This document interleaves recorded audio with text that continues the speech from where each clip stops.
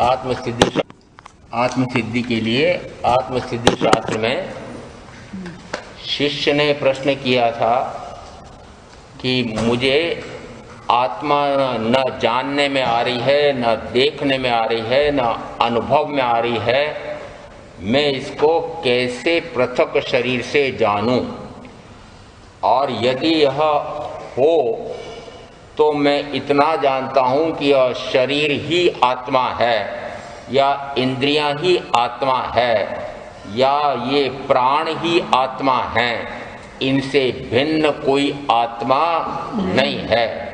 और यदि है तो जैसे घट-पट मुझे अपने प्रत्यक्ष अनुभव में जानने देखने में आ रहे हैं, वैसे आत्मा अनुभव में क्यों नहीं आती है? घट यानी कलश और पट यानी वस्त्र, जो मुझे इन आँखों से देखने में आ रहा है, जो मुझे इन चार इंद्रियों से और मन से जानने में आ रहा है, ये सारे यदि मुझे जानने में आ रहे हैं, देखने में आ रहे हैं, अनुभव हो रहा है, तो फिर यदि आत्मा है तो उसको भी मैं ऐसा क्यों नहीं देख पा रहा हूँ, क्यों नहीं जान पा रहा हूँ, मुझे क्यों नहीं अनुभव आता है? ऐसा यदि आत्मा हो तो मैं जानूं, ऐसी जिज्ञासा तीव्र विमुक्षता उस शिष्य ने बताई है। क्योंकि इस शिष्य के प्रश्न में अंतिम गाथा में आया है कि ए अंतर शंका तणो, यानी यह अंतर में मुझे शंका उत्पन्न हुई है कि वस्तुतः में यदि आत्मा हो तो मुझे अनुभव में क्यों नहीं आ रही है, जानने देखने में क्यों नहीं आ रही है? ऐसी शंका का आप मेरा निवारण करें। क्योंकि इस शंका का मैं समाधान चाहता हूँ। आप कृपा करके इसका समाधान फरमाएं।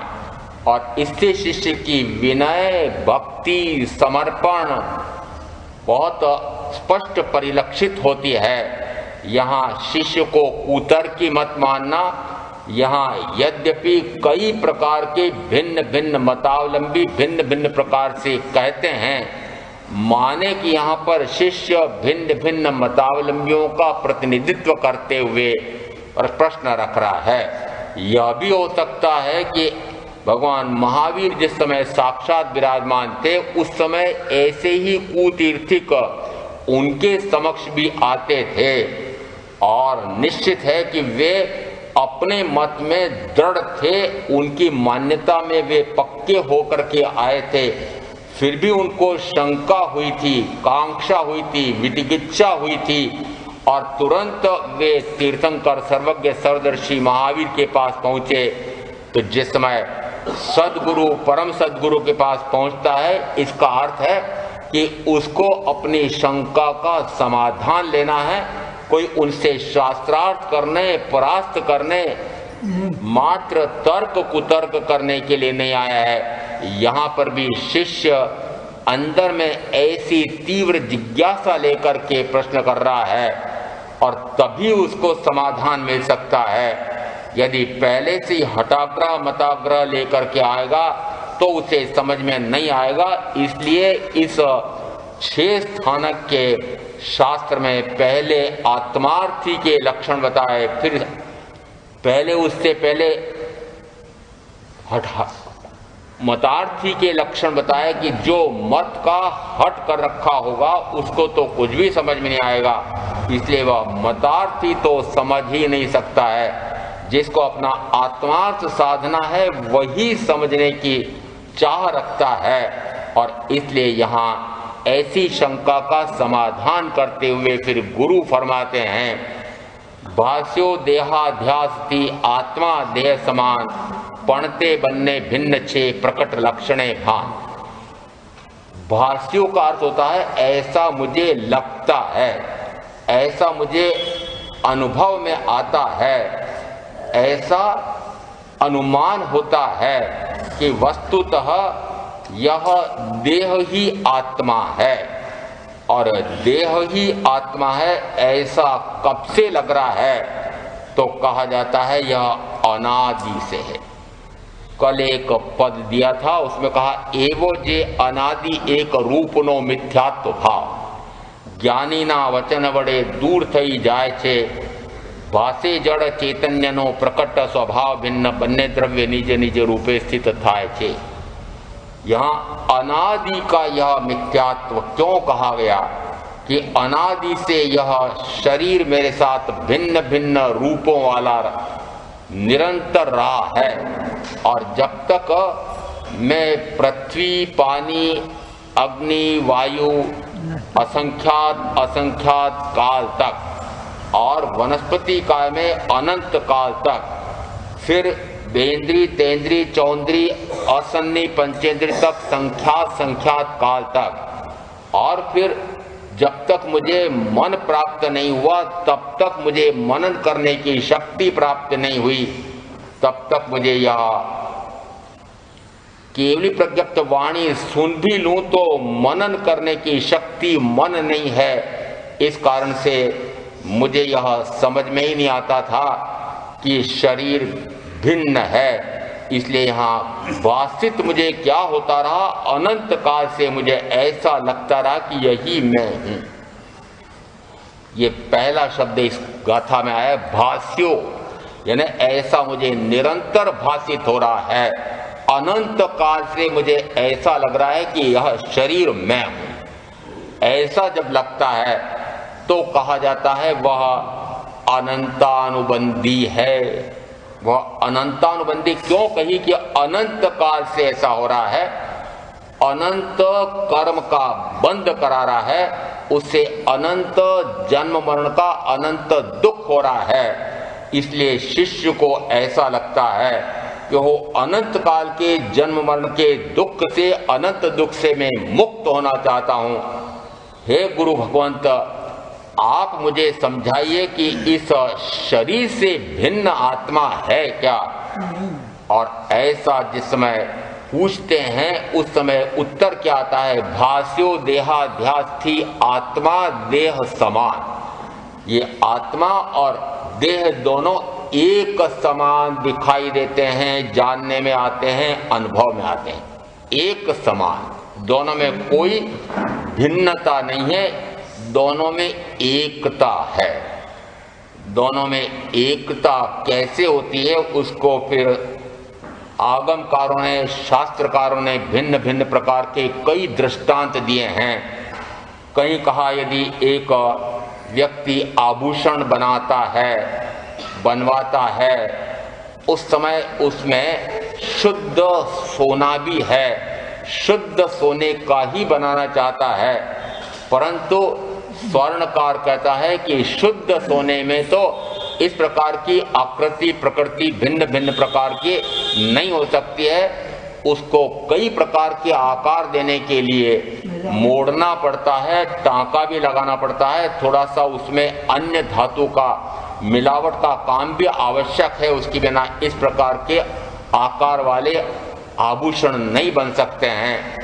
मानो कि उसमें 1 मिलीग्राम तांबा है और टांका आदि मिलाकर के 2 मिलीग्राम ऐसा खोट का भी अंश है, और 8 मिलीग्राम ऐसा भी है जो शुद्ध सोना है। जिस समय आभूषण बना करके और घर ले गए और फिर आप अपने घर वालों को कहें कि मैं ये सोना और तांबे का आभूषण बनवा कर लाया हूँ, तो बहनों को पूछता हूँ कि पहनोगी कि फेंक दोगी?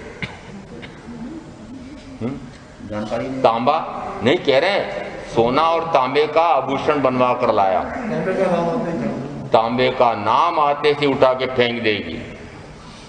वस्तुतः उसमें तांबा है, परंतु क्या दिखाई देता है, क्या आपके जानने में आ रहा है, क्या अनुभव में आ रहा है? वस्तुतः वह पीत वर्ण का इस प्रकार का एक निश्चित वजन वाला सोना ही दिखाई दे रहा है। और ऐसा आभूषण बनवा लिया, पहन लिया, और फिर ऐसा लगने लगा कि अब तो यह चलन के बाहर हो गया है, इसलिए इसको नया बनवा करके ला कर दो।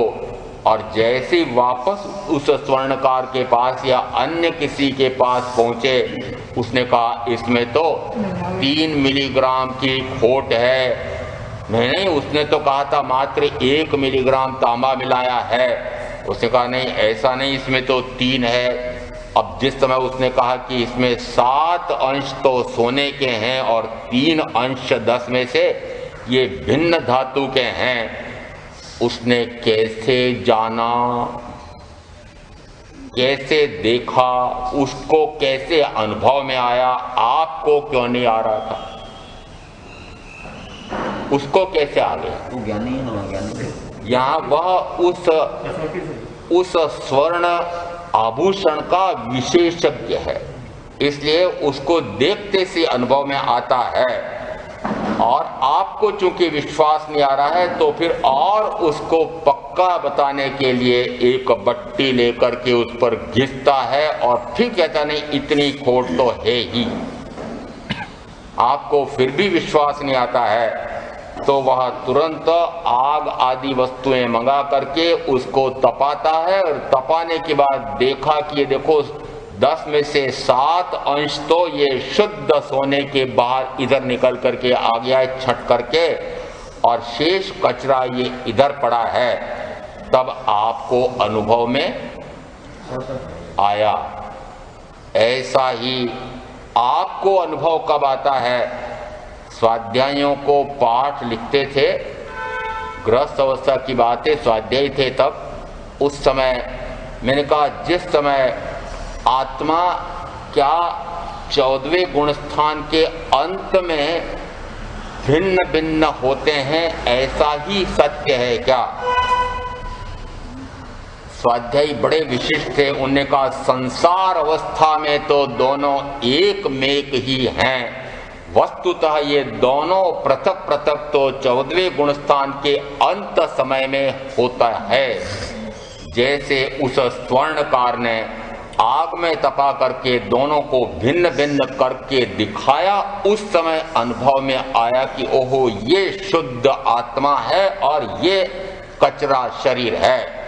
तो यह कब पता लगा? कि आग में तपा करके दोनों को अलग अलग किया, तब पता लगा। ऐसा ही क्या आपको भी इस आत्मा और इस खोट शरीर का ऐसा ही करना है क्या? ऐसा ही लगता है क्या? क्या अभी आपको ये दोनों, जैसे स्वर्णकार को अनुभव में आता है, वह अभी अनुभव में आता है क्या? क्योंकि अभी तो आता ही नहीं, दोनों एक में एक हैं। यदि दोनों एक में एक हैं, पूछो जरा उस तांबे को, पूछो उस सोने को, क्या जिस समय वह आभूषण रूप में था उस समय वह सोना तांबा हो गया? तांबा इतने कम अंश में था, परंतु क्या उस तांबे का अस्तित्व उस सोने ने मिटा दिया?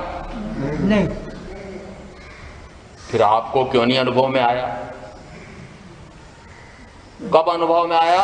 कि जब उसने अलग अलग करके दिखाया।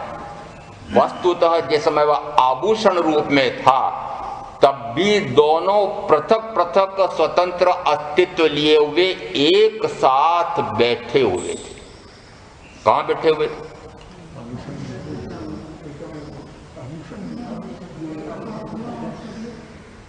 दोनों कहां बैठे हुए थे? हो गया प्रदेशों में हो गई गड़बड़।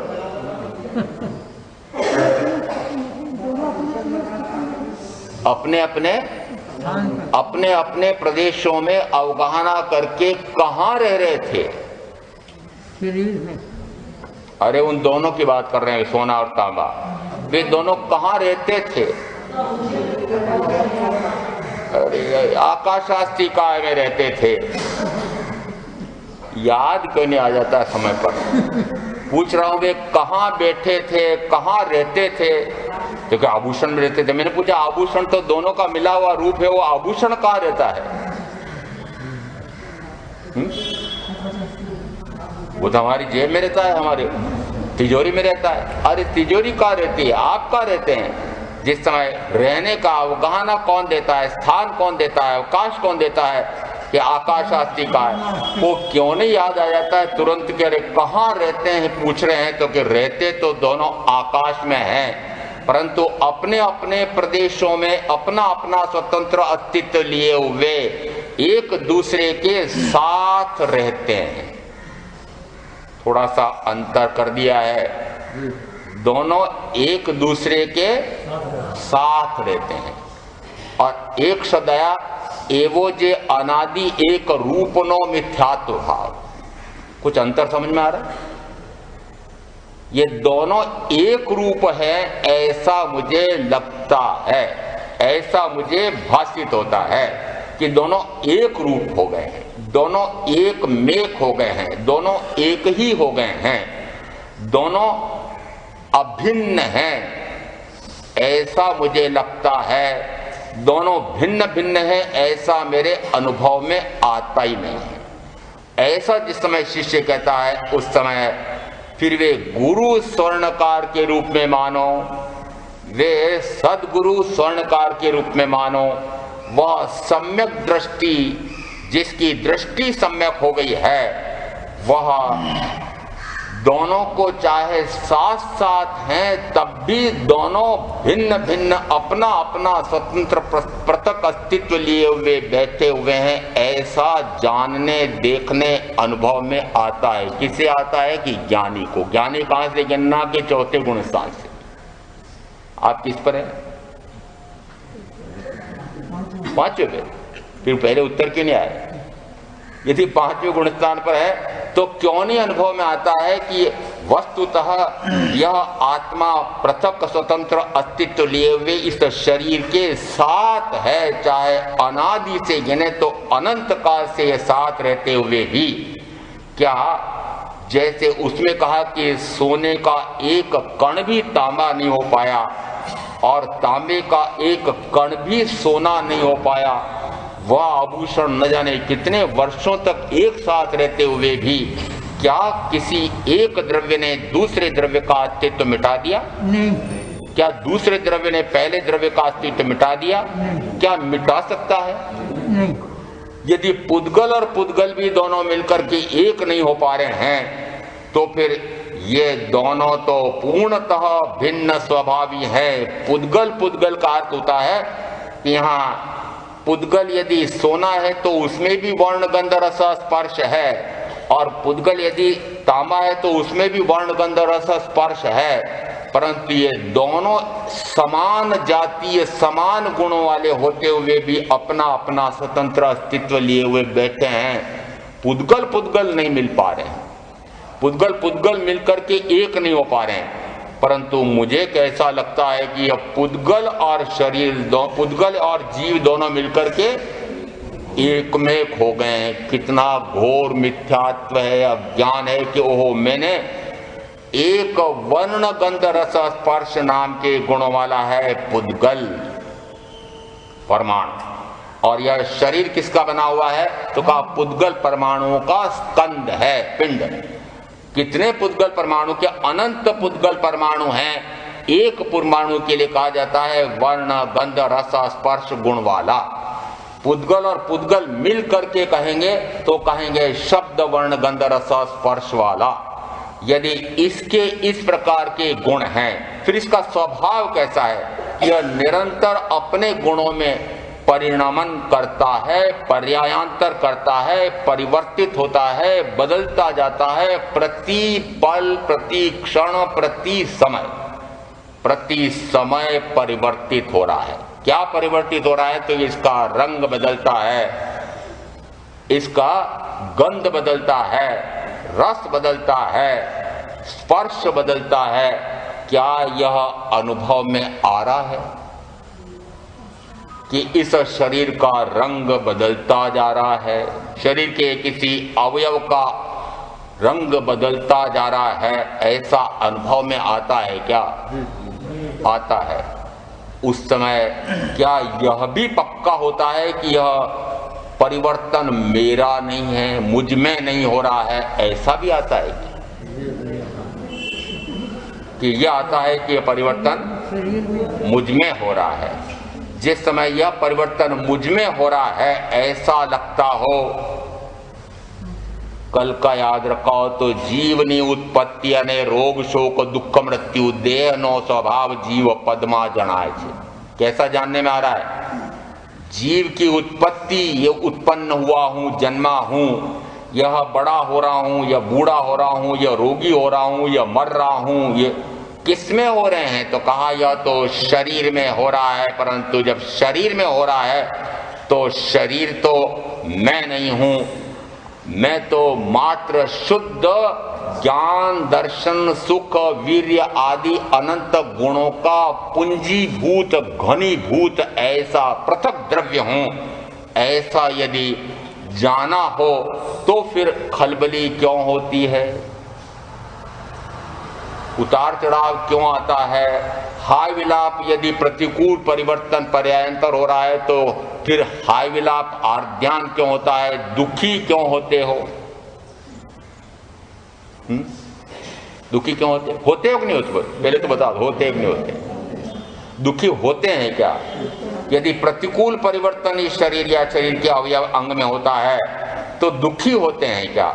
यदि दुखी होते हैं तो फिर इसको नहीं जाना कि यह मैं नहीं, मुझसे यह पूर्णतः पृथक है। यह गाथा में कहा है, भास्यो देहाध्यास्ति आत्मा देह समान। यह दोनों एक समान मात्र इसलिए अनुभव में आ रहे हैं कि मैंने इन दोनों का भेद, लक्षण दोनों के भिन्न भिन्न है, ऐसा जाना नहीं। दूसरी पंक्ति में सूत्रकार कहते हैं, पणते बन्ने भिन्न छे प्रकट लक्षणे भान। प्रकट शब्द कितना महत्वपूर्ण लगाया है कि इसके लक्षण प्रकटतः स्पष्ट हैं कि पूर्णतः भिन्न है। किससे भिन्न है? कि कहा जाएगा कि इस पुद्गल से इस आत्मा के लक्षण पूर्णतः भिन्न हैं। यदि मैं आत्मा नाम का द्रव्य हूं, यह पुद्गल नाम का द्रव्य है, तो द्रव्य अपेक्षा से दोनों में भिन्नता है। एक पुद्गल द्रव्य है, एक आत्म द्रव्य है। 6 द्रव्यों में कहा जाता है, एक पुद्गलास्तिकाय है, एक जीवास्तिकाय है। दोनों भिन्न भिन्न द्रव्य हैं। यदि ये 2 द्रव्य मिल करके एक हो जाएं तो धर्मास्तिकाय, अधर्मास्तिकाय, आकाशास्तिकाय, काल, पुद्गलास्तिकाय और जीवास्तिकाय 6 द्रव्यों में से एक द्रव्य का लोप हो जाएगा तो कितने रह जाएंगे? संभव है? भगवान की वाणी में क्या कहा? सहो द्रव्य शाश्वत है, ध्रुव हैं, नित्य हैं, अवस्थित हैं, अव्यय है। यह षट द्रव्यात्मक लोक शाश्वत है और इस शाश्वत लोक में मैं भी एक द्रव्य हूं। यदि लोक शाश्वत है तो मैं भी शाश्वत हूं। इसका अर्थ है कि मेरा अस्तित्व कभी मिटा नहीं, मिटता नहीं, मिटेगा नहीं। फिर मैंने कैसे मान लिया कि इसका अस्तित्व इस शरीर ने मिटा दिया है? क्यों नहीं शरीर से भिन्न अपना अस्तित्व का ज्ञान और भान होता है? यदि केवली प्रत्यक्ष वाणी सुन ली तो यह पक्का हो जाना चाहिए कि वस्तुतः मैं इससे पूर्णतः भिन्न हूं। द्रव्य से यह पुद्गलास्तिकाय, द्रव्य से मैं जीवास्तिकाय। गुण से कहा यह वर्ण गंध रस स्पर्श गुणों वाला है। मैं ज्ञान दर्शन सुख वीर्य आदि अनंत गुणों वाला हूं।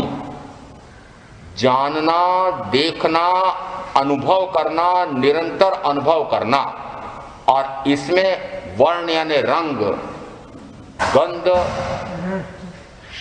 रस और स्पर्श, जो गुण पुद्गल में है वे गुण मुझ में नहीं है। जो गुण मुझ में है वे इस पौद्गलिक शरीर में नहीं है।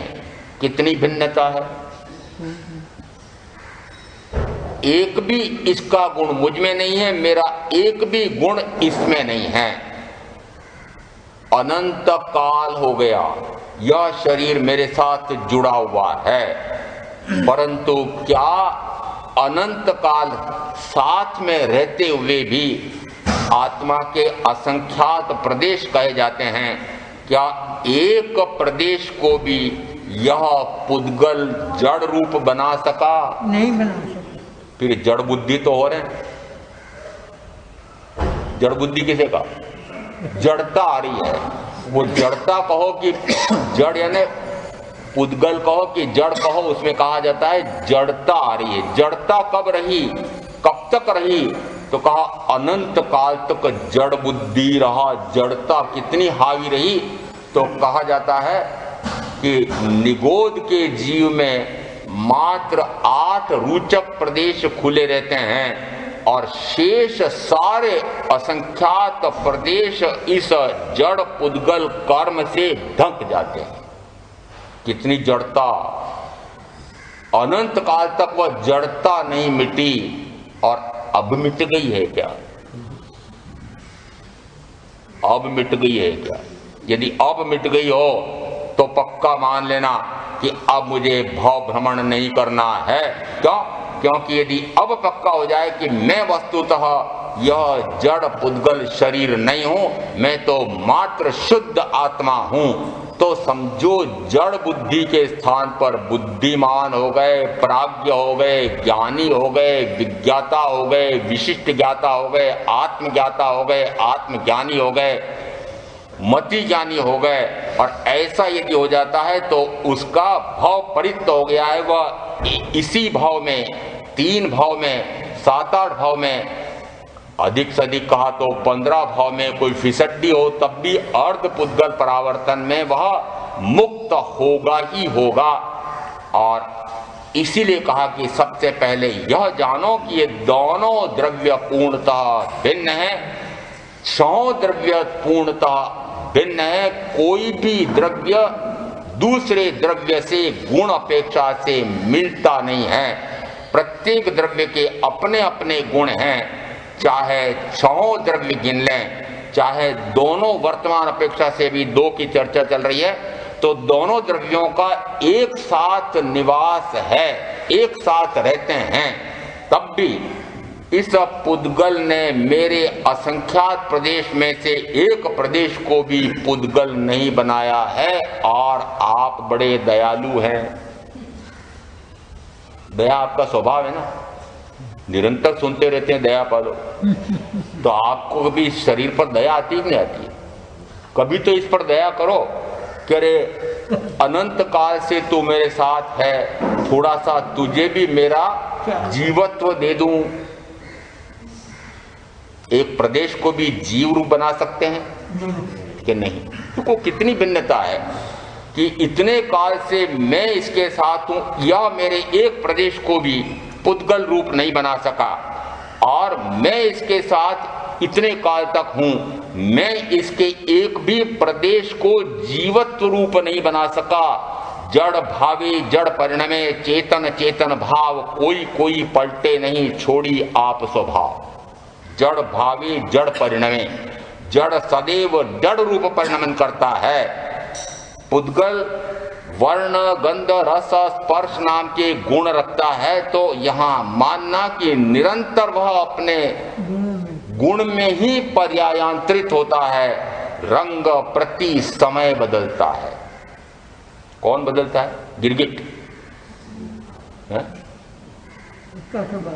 अरे गिरगिट रंग बदलता है क्या? कहते हैं जिस वातावरण में, जिस क्षेत्र में, जिस प्रकार की झाड़ियों में, वनस्पति में रहता है, वैसा रंग हो जाता है। आपका कैसा हो जाता है? जैसा आपको वातावरण मिलता है वैसा आपका भी रंग बदल जाता है क्या? तो फिर गिरगिट कहे जाएंगे। फिर आत्मा कहां से कहले जाएंगे? जिस समय जैसा रंग मिला, राग का रंग मिला, तो राग में रंगायित हो गए। और कभी कभार वीतराग का रंग मिला तो थोड़ी देर के लिए वीतराग के रंग में आ गए। परंतु गिरगिट का स्वभाव तो छूटता ही नहीं है। छूट रहा है? क्यों नहीं मानते हो कि मैं गिरगिट रूप रंग बदलने वाला नहीं हूं? मेरा तो रंग है ही नहीं, मेरा रंग है ही नहीं, मेरा कोई रूप है ही नहीं।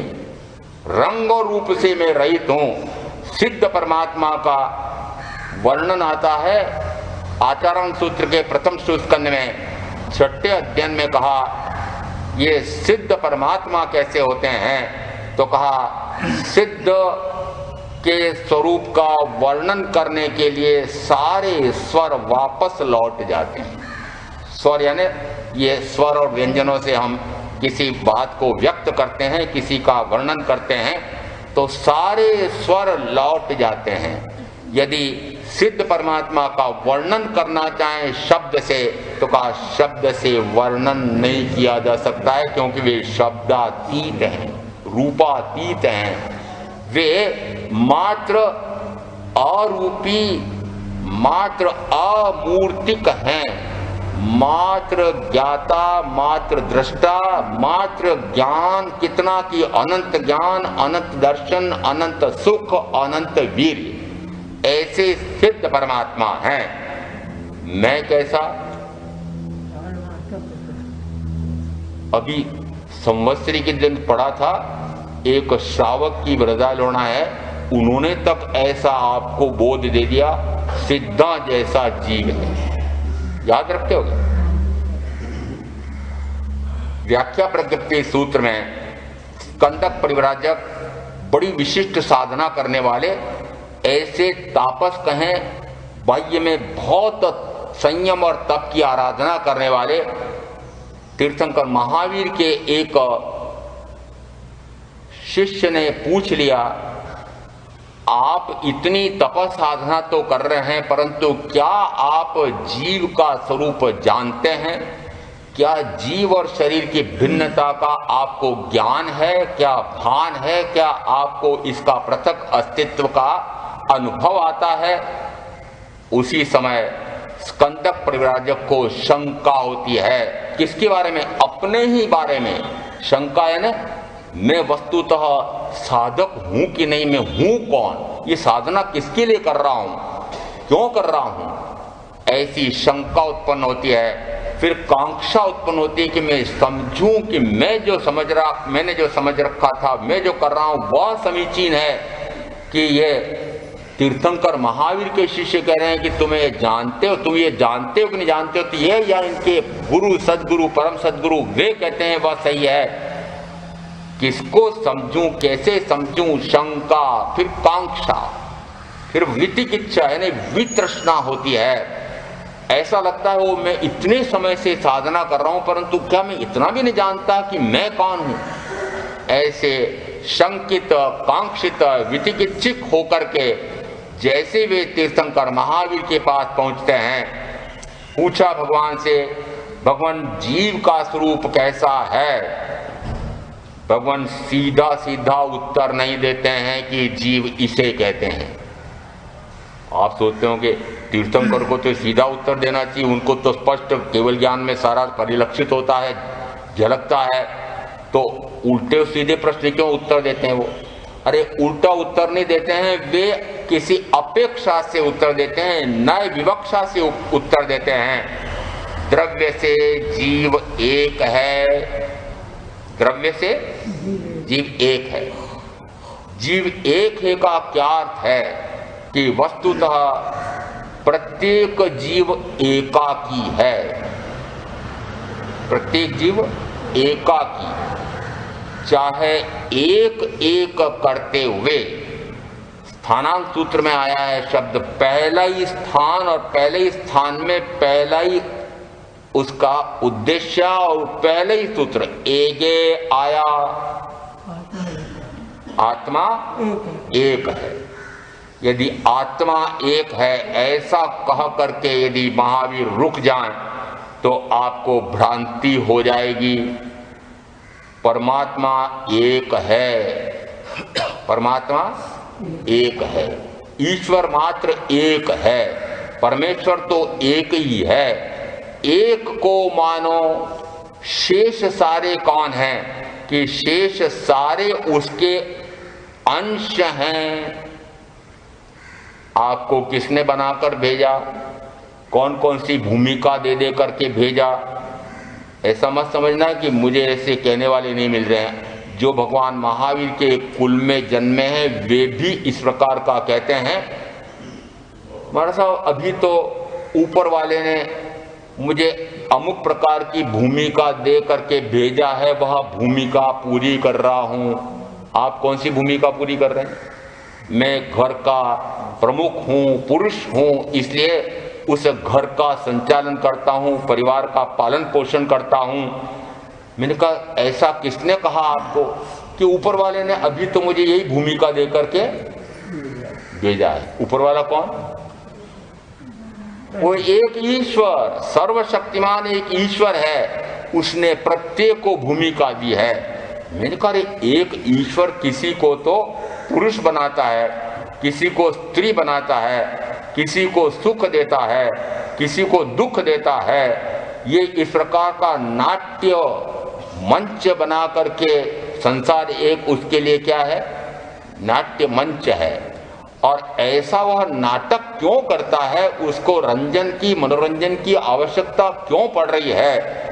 वह किसी को तो साधु बना करके भेजता है, किसी को डाकू बना करके भेजता है, फिर दोनों अपनी अपनी भूमिका पूरी करके जाते हैं। उस समय साधु को कहा जाओ तुम तो स्वर्ग में जाओ, और डाकू को कहा क्यों तुमने इतने डाके डाले थे, चोरियां की थी, इतना लूटपाट का काम किया था।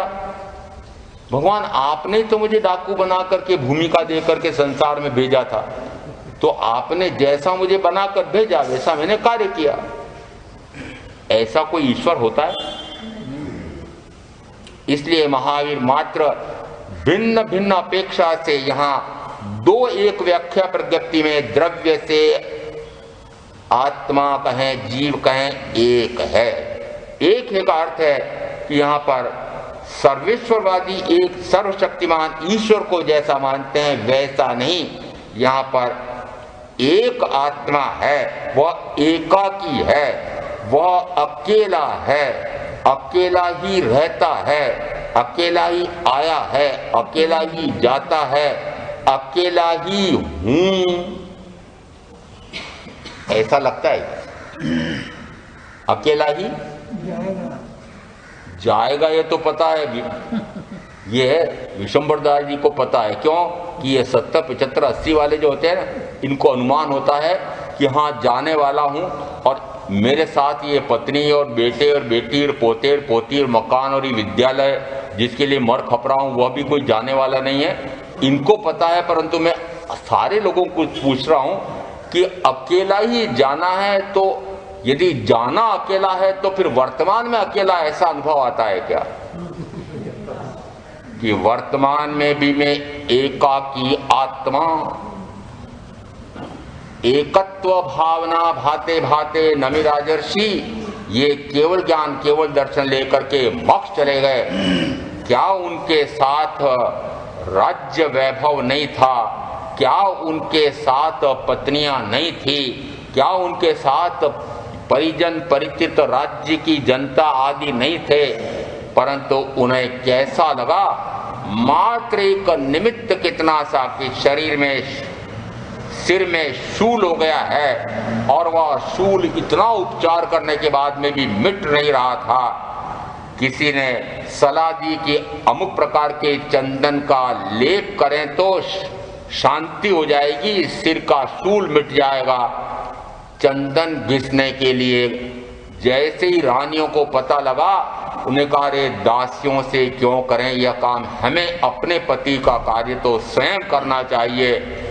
इसलिए पति देव की सेवा करने के लिए जिस समय वे रानियां चंदन घिसने लगती हैं, उस समय उन कंगनों की जो हाथ में आभूषण पहन रखे हैं उसकी खलबलाहट होती है, आवाज होती है।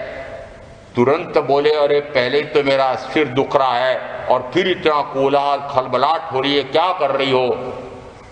जैसे ही पता लगा महारानी को, महारानी ने सब रानियों को कहा भाई एक एक मंगलमय सूत्र तो रख लो और शेष कंगन उतार दो। जैसे ही फिर चंदन घिसने लगती हैं, थोड़ी देर बाद जब शांति अनुभव हुई तो फिर पूछा क्या चंदन घिसना बंद हो गया है? तो फिर कहा नहीं, घिसना तो बंद नहीं हुआ है, परंतु हमने वो जो हाथ में बहुत सारे कंगन पहन रखे थे सुहाग रूप में एक एक रख करके बाकी निकाल दिए थे। आजकल पद्धति क्या हो गई है, बहनों को पूछ रहा हूं, ये एकाकी का बोध दे रहे हैं सारे पतियों को। किसका बोध दे रहे हैं? ये आजकल एक कड़ा पहनती हैं और यहां तक बोध देती हैं अगर एक की भी आवाज हो सकती है और ये कहीं नमी राजर्षि बनकर के चले नहीं जाए तो उन्होंने कहा लेश मात्र भी आवाज नहीं आए तो एक को भी निकाल देती हैं। इनको सुहाग का कोई चिन्ह नहीं चाहिए महाराज। सुहाग का कोई चिन्ह बताने की आवश्यकता है क्या? क्यों बताएं? जिस समय एक कंगन जैसे उन्होंने सुना करे एक हो तो खलबलाहट नहीं होती है, अशांति नहीं होती है, तनाव नहीं होता है, पीड़ा चिंता दुख क्लेश बाधा नहीं आती है। ओहो, एक क्यों नहीं हो जाता?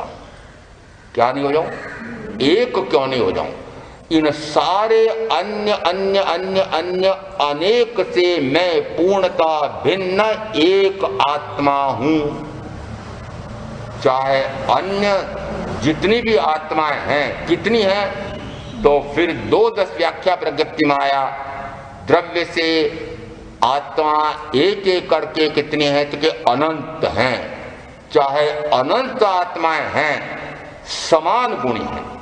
समान गुणी यानी प्रत्येक आत्मा में अनंत ज्ञान, अनंत दर्शन, अनंत सुख, अनंत वीर्य है। परंतु क्या एक आत्मा दूसरी आत्मा के साथ मिल करके एक हो जाती है कि नहीं? समान गुणी होते हुए भी, जैसा भी पुद्गल और पुद्गल का तांबे और सोने का उदाहरण दिया, समान गुणी आत्मा समान गुणी होते हुए भी एक दूसरे से पूर्णतः पृथक स्वतंत्र अस्तित्व रखने वाली होती हैं। यहाँ जैसे ही एका की आत्मा, ऐसा उनको ज्ञान और भान हुआ आत्मा एक है, एकाकी है, अकेला ही है, अकेला ही आया है, अकेला ही जाऊंगा, असंग हूं। असंग हूं इसलिए अभय हूं, और अभय हूं तो अनासक्त हूं।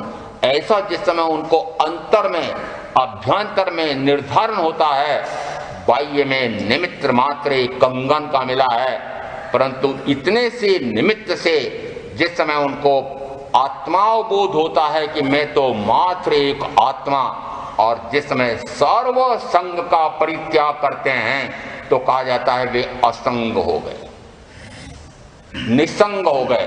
सारे संग का परित्याग कर दिया। किसने कर दिया? सुनते हैं नमी राजर्षि अपने तो संगी साथी छोड़ने नहीं। क्यों? कि संगी साथी में वचन दे के आया हूं, वचन दे करके लाया हूं। मुझे पता है 7 बार एक दूसरे के चक्कर लगाते हैं और फिर 7 बार वचन देते हैं पूरे जीवन भर साथ निभाऊंगी, फिर दूसरा कहता है पूरे जीवन भर साथ निभाऊंगा। मैंने कहा क्या जीवन संगी, जीवन संगिनी, बड़ी सादरी जन्मभूमि है शरीर की अपेक्षा से। वहां चातुर्मास हुआ, प्रतिक्रमण के बाद एक भाई बोला, महाराज साहब कुछ भी कहो, आपने जीवन संगिनी को धोखा दिया, जीवन संगिनी को धोखा दिया। मैंने कहा मेरी बात तो बाद में बताऊंगा, अब मैं आपसे पूछ रहा हूं कि आप पक्का बता दो मुझे कि आपकी जीवन संगिनी आपको कभी धोखा तो नहीं देगी, आप उसको कभी धोखा तो नहीं देंगे? हैं? जाना ही है। पता नहीं कौन किसको धोखा देकर चला जाएगा। अरे यदि धोखेबाज बैठे हुए हैं तो इन धोखेबाजों को धक्का देकर के अलग क्यों नहीं होते? वो नमी राजर्षि अलग हो गए थे। जब धोखा खाना ही है तो फिर धोखा खाओगे, उस समय अचानक धोखा खाओगे तो दुखी होगे, तो पहले ही क्या करो, धक्का दो। जो धोखा ही देने वाले हैं उनके साथ में क्यों रहते हो? कहते हैं शब्दों की भी कोई बड़ी विशेषता होती है। धोखेबाजों से सावधान रहो। वो धोखेबाज शब्द किससे बना? धोखा देने वाले व्यक्ति को बताओ एक शब्द में, दूसरी कक्षा याद है, धोखा देने वाले व्यक्ति का नाम एक शब्द में बोलो, धोखेबाज। और ये धोखेबाजों के बीच में बसे हुए हो, चाहे कितने ही वचन दिए हों, परंतु क्या जीवन भर साथ रह सकते हैं? क्यों नहीं मान लेते हैं कि एक आत्मा हूं, एकाकी हूं, अकेला ही हूं, अकेला ही आया हूं, असंग हूं, और असंग हूं तो फिर अभय हूं। क्यों? क्योंकि उसको संगी साथी का ना कोई राग है न कोई द्वेष है, ये कोई मैं नहीं हूं ऐसा जिस समय निश्चय हो जाता है, उस समय वह अभय हो जाता है। और जिस समय वह ऐसा अभय हो जाता है, उस समय वह अनासक्त हो जाता है। क्यों? क्योंकि फिर उसको फिर संग का परित्याग कर दिया है, तो आसक्ति कैसी? मेरा कोई नहीं, जब मेरा कोई नहीं ऐसा निश्चय हो गया, मैं एक आत्मा हूं, तो द्रव्य अपेक्षा से महावीर ने कहा, हे स्कंदक, मानो कि द्रव्य से जीव एक है। क्षत्र से कहा यह असंख्यात प्रदेशी है और अपने असंख्यात प्रदेशों में अवगाहन करके रहता है। शब्द का ध्यान रखना, वापस कभी पूछ लूंगा। अपने असंख्यात प्रदेशों में अवगाहन करके रहता है। कहाँ रहता है? जब ये प्रश्न खड़े होते हैं तो फिर भूल जाते हैं। अपने असंख्यात प्रदेशों में अवगाहन करके रहता है, यहाँ अपने में ही रहता है, अपने गुणों के साथ ही रहता है, अपने गुणों में सिमटा हुआ रहता है। द्रव्य से, क्षत्र से, फिर कहा काल से, तो कि काल से कहा यह त्रैकालिक है। त्रैकालिक का क्या अर्थ? तीन काल गिने जाते हैं, भूत, वर्तमान और भविष्य। मैं वर्तमान में हूं तो पूर्व में था, आज हैं तो कल थे, जब आज है ना, और आज हैं तो कल रहूंगा। यहाँ मैं यानी कौन? यहाँ बात आ रही है जीव का स्वरूप, द्रव्य से, क्षत्र से, काल से। तो कहा काल से जीव त्रैकालिक है, अनादि अनंत है। द्रव्य से, क्षत्र से सादी शांत है, एक की संख्या का प्रारंभ भी है, अंत भी है, इसलिए सादी शांत है। क्षत्र अपेक्षा से कहा यह असंख्यात प्रदेशी है, अनंत प्रदेशी नहीं है। इसका अर्थ है कि चाहे संख्या की गिनती मुश्किल है, ये असंख्यात प्रदेश एक दूसरे से चिटक करके एक भी प्रदेश कभी दूसरे प्रदेशों से अलग होता नहीं है, घनीभूत होकर के एक साथ रहते हैं। चाहे 7 प्रकार के समुद्घात कहे गए हैं, उस समय भी मात्र अपने इन प्रदेशों को संकुचित या विस्तारित करता है। तो जिस समय जो शरीर मिलता है, यदि कंथुए का शरीर मिला है तो अपने असंख्यात प्रदेशों को संकुचित करके उस छोटे से शरीर में अवगान आकर के स्थित रहता है। यदि हाथी का शरीर मिला तो हाथी के शरीर के रूप में विस्तारित होकर के उसमें रहता है।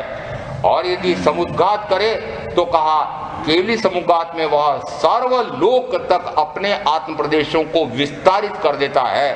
ऐसा आत्मा का एक संकोच विस्तार नाम का भी गुण है। इस अपेक्षा से कहा कि यद्यपि चाहे असंख्यात प्रदेश हैं, उनकी गिनती हो सकती है, तो कहा द्रव्य से सादी शांत है, क्षत्र से सादी शांत है, काल से अनादि अनंत है।